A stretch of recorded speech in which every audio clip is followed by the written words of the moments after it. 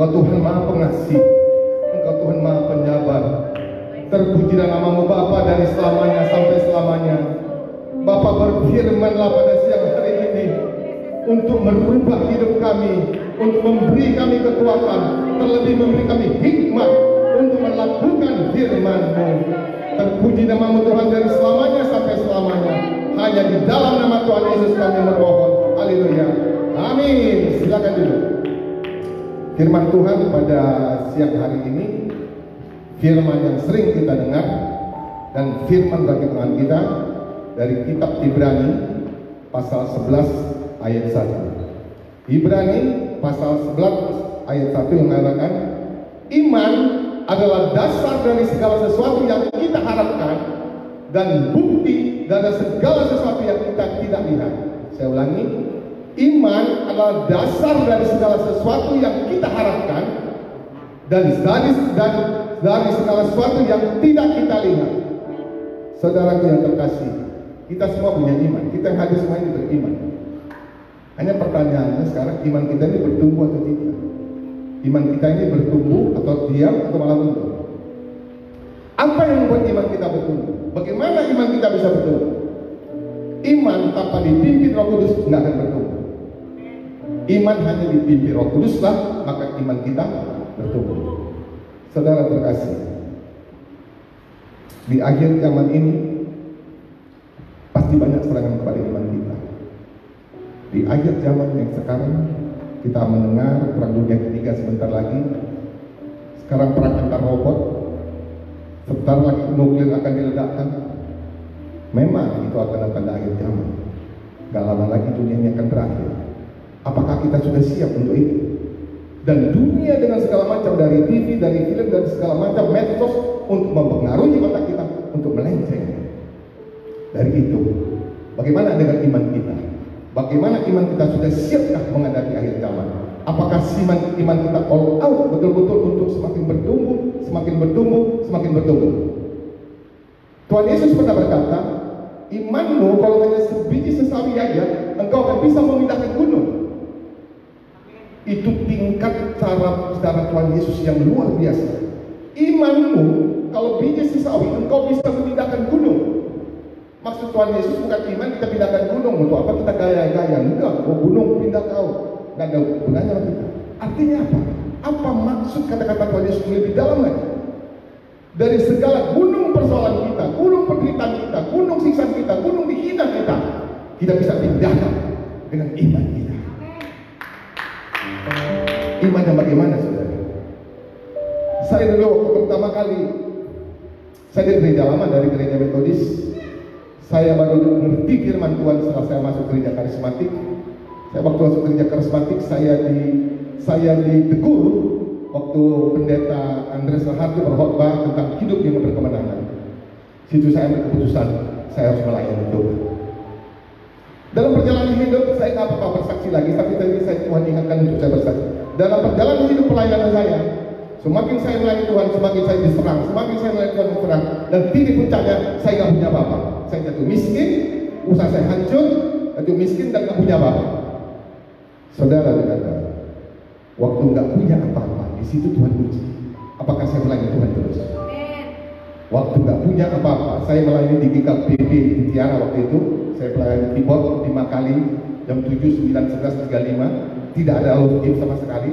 Dan saya susah, nggak punya miskin. Dan saya pecahkan celengan anak saya supaya saya bisa transport ke gereja.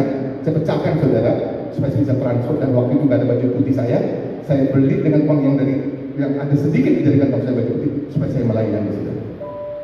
Dalam melayani saya nyanyi, saya nangis, saudara.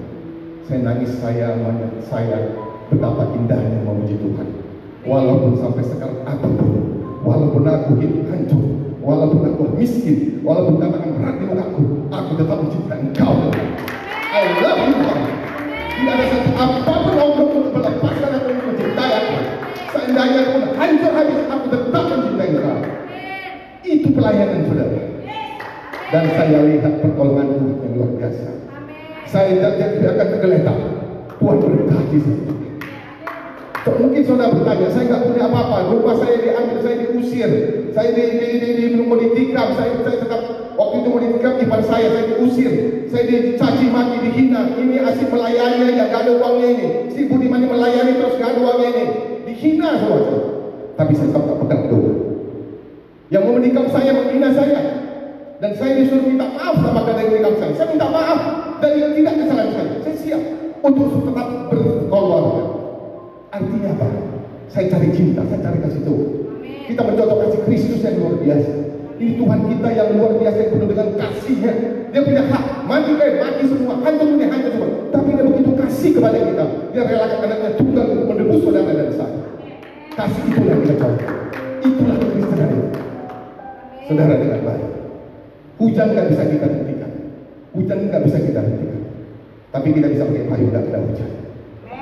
Orang mencaci maki, Ahmad Budiman bisa. Orang menghina saya bisa. Orang menfitnah saya bisa. Bilang saya pencuri, pemabuk, orang bisa orang. Nggak bisa kita tahan. Tapi payung kita apa? Firman Tuhan bagi kita. Ini firman kita. Kita payung. Kita mengasihi orang. Kita mengasihi orang yang memfitnah kita. Kita mengasihi orang yang membunuh kita. Kita yang menerima perbuatan kita. Kita tetap menyayangi mereka. Inilah payung kita. Kalau kau pakai payung iblis, engkau akan terus memprovokasi orang untuk membenci orang. Kalau saudara benci, saudara tidak akan sampai ke surga. Tidak ada orang benci masuk surga. Orang punya kasih. Musuh kita bukan manusia. Musuh kita roh jahat bunda. Saya tanya dengan anak saya. Saya ditipu 8 miliar. Saya ditipu 150 juta. Saya ditipu orang yang nyawa gedung. 6 bulan 350 juta. Ditipu saya. Saya nggak tuntut. Saya ditipu banyak-banyak. Nggak tuntut. Sekolah saya, kampus saya, ditipu saya. Tutup. Dapat. Tuhan buka itu. Tuhan buka itu. Minggu lalu saya dipanggil orang Chinese yang punya bersama dengan tambang emas Australia yang kedua terbanyak di dunia. Panggil saya 2 jam untuk kerjasama. Siapa saya? Gak ada apa. Tuhan buka jalan. Minggu depan saya bulan depan akan ke Bangkok. Orang buka hai pintu, buka jalan. Pak Menteri kawan saya juga panggil saya, buka jalan. Siapa mereka? Dari Pak Anies Baswedan memanggil saya untuk saya tim suksesnya. Grup Pak Jokowi juga memanggil saya untuk saya bisa. Siapa saya? Saya tidak dapat. Waktu SMP saya ingat itu. Hampir semua kelas saya, mengatakan ini Budiman oto-oto, si bodoh. Itu SMP. Saya tinggal kelas waktu SMP. Waktu SMA juga saya dijelekin, saya difitnah. Saya tetap belajar. 2 kali tinggal kelas saya orang bodoh saudara. Tapi oleh hikmat Tuhan, saya diberi Tuhan hikmat bagaimana mengelola hidup. Hikmat gak ada sekolahnya. Mau dimanapun Anda cari gak ada sekolah. Kalau diterus, hikmat dapat dari takut akan Tuhan. Saudara yang takut dihina. Saya udah kenyang dengan hinaan orang. Mungkin Maya dan lain juga tahu. Sampai sekarang ada orang meneror saya terus, menghina saya, tidak menghancurkan saya terus. Saya mencintai dia. Saya bilang, Tuhan selamatkan dia. Tuhan jaga dia. Jangan sampai dapat surga. Setiap orang yang benci kita, kita harus kasihan kepada mereka. Bukan benci. Iblis membuat kita supaya benci. Iblis membuat kita supaya dendam. Tapi Tuhan mengatakan kasihi dia. Kita harus menangkan dia ke surga. Musuh kita bukan manusia. Kalau kita dibilang gak apa-apa, saya paling senang dia bilang supaya saya koreksi sendiri. Saya paling senang dihina, dipanggil gak apa-apa. Saya bilang bodoh gak apa-apa, memang bodoh. Tapi saya punya hikmat Tuhan. Orang bodoh di dunia akan diperbalukan. Orang pintar profesor dunia akan dibalukan oleh orang bodoh di dunia yang penuh dengan hikmat Tuhan. Roh Kudus yang memimpin kita supaya kita kuat. Roh Kudus yang memberi kemampuan supernatural kepada kita. Roh Kudus yang memberi kekuatan secara supernatural. Roh Kudus yang memimpin kita untuk berasal.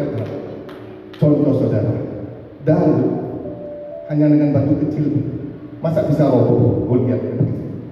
Tapi di batunya ada kekuatan supernatural itu membuat musuh roboh.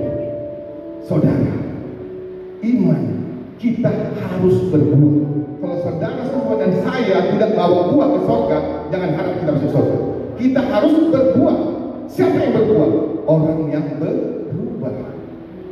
Petrus mengkhianati Tuhan Yesus, tapi itu dipimpin Roh Kudus, dia berubah dan dia berbuah. Yunus waktu disuruh menginjil dimakan ikan, dia sadar dia ikan, dia menginjil, dia berbuah. Kenapa berbuah? Karena berubah. Mari kita cek sekarang diri kita. Apakah kita pendendam? Apakah kita pembenci? Apa kita provokator? Apa kita buat macam-macam? Mari, jangan semburkan kabar buruk pada dunia, tapi semburkanlah kabar baik pada dunia. Semburkan buat kita baik, buat kita kasih, buat kita mau kasih. Kalau kita tidak menunjukkan kasih, siapa kita?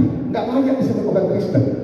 Saya berbalanya mengatakan, justru orang Kristen harus lebih baik dari agama Islam, Buddha yang lain. Kita punya contoh Kristus, mereka nggak punya contoh. Kita punya contoh, turun ke dunia Tuhan kita, memberi contoh kepada kita.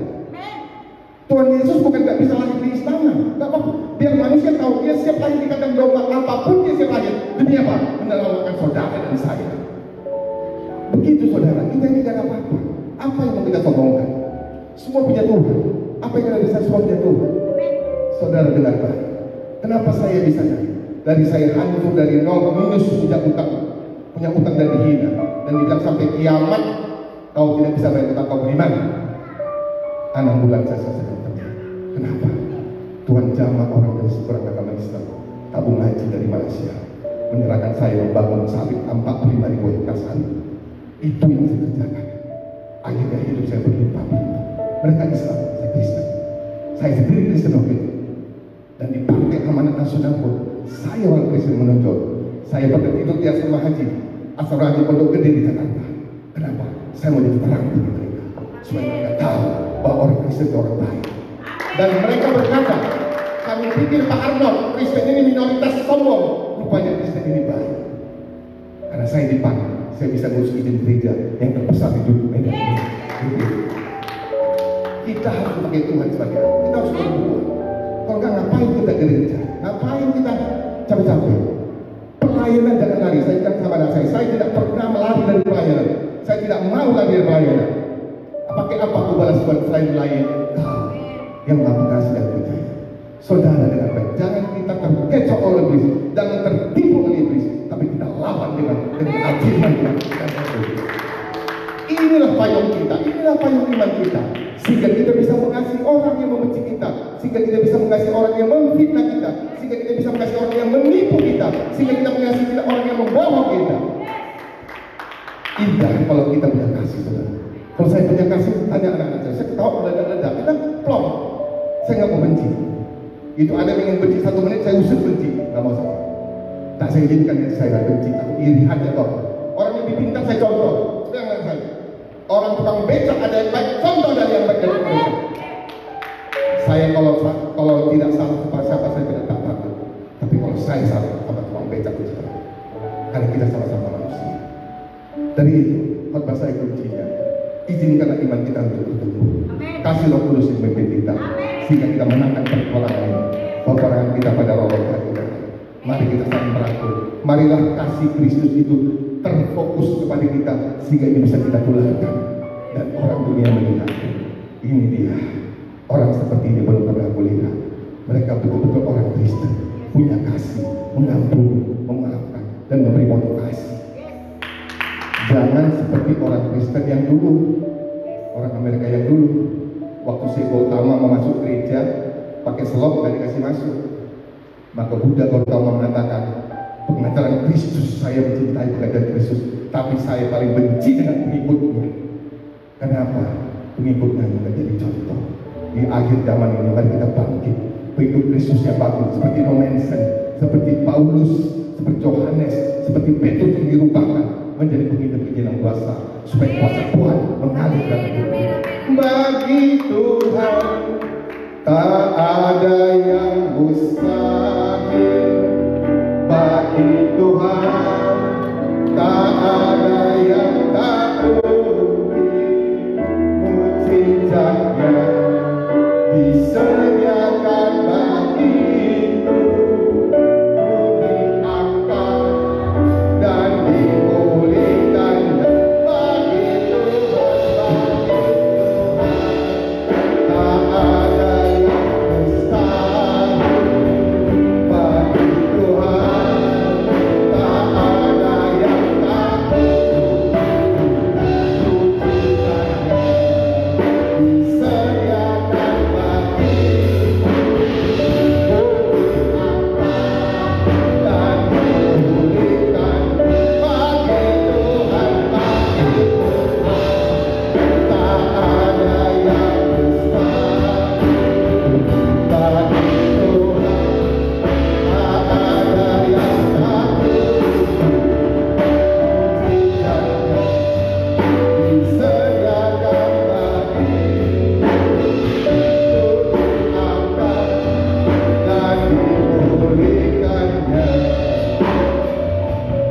Iman adalah dasar dari segala sesuatu yang kita harapkan dan bukti dari segala sesuatu yang tidak kita lihat.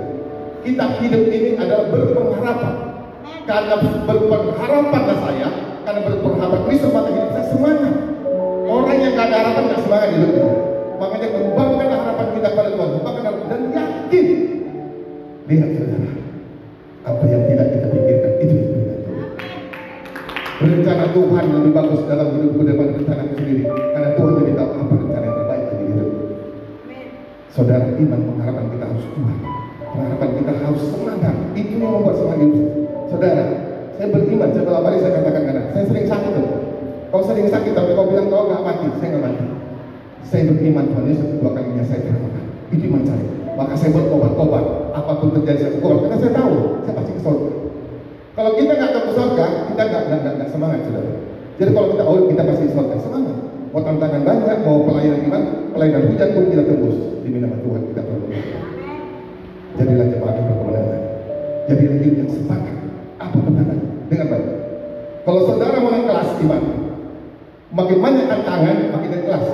Kalau ada tantangan, di mana orang kelas? Jadi kalau tantangan banyak, oh haleluya, Tuhan mau angkat naik kelas. Tantangan, oh haleluya, tantangan naik kelas. Hadapi, dan mengucap syukur dalam segala hal. Lihat apa yang terjadi. Bapa kita mencintai kita. Dia menguji kita. Apakah kita benar? Apakah kita betul-betul mencintai Dia? Apakah kita mengikut Dia dalam apapun dalam persoalan kita? Nama Tuhan dimuliakan. Lihat, engkau akan diangkat sebagai tinggi. Nama Tuhan dimuliakan. Bagi Tuhan tak ada yang mustahil. Bagi Tuhan tak ada yang takut. Mujizatnya disediakan bagi diangkat dan dimulihkannya.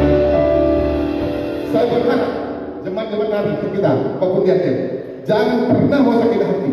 Jangan pernah mau iri hati. Buang itu sakit hati. Lihat, engkau akan berubah. Engkau akan dipakai Tuhan lebih. Engkau akan dipakai Tuhan. Dan Tuhan akan memberkati engkau. Tuhan tidak akan diam untuk memberkati engkau. Tapi bersihkan hatimu mulai sekarang. Penuhi kasihmu dengan surga.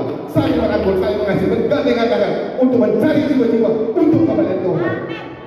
Ku kan berdiri di tengah badai dengan kekuatan yang Kau berikan sampai kapanpun. Bukan bertahan karena Yesus selalu menopang.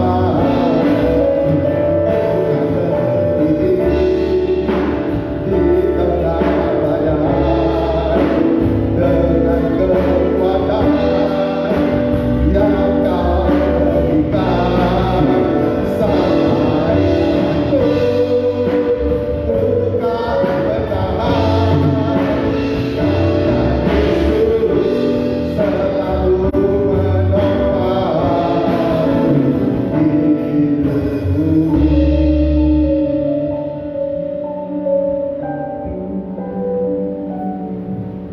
Tuhan tak pernah janji langit selalu biru, tetapi Dia berjanji selalu menyertai.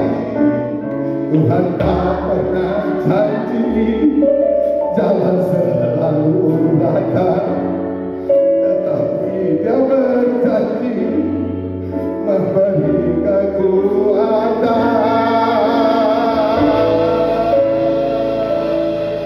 Jangan pernah menyerah, jangan berputus asa. Mujizat Tuhan ada bagi orang percaya. Jangan pernah menyerah, jangan berputus asa. Mujizat Tuhan ada bagi yang setia dan percaya.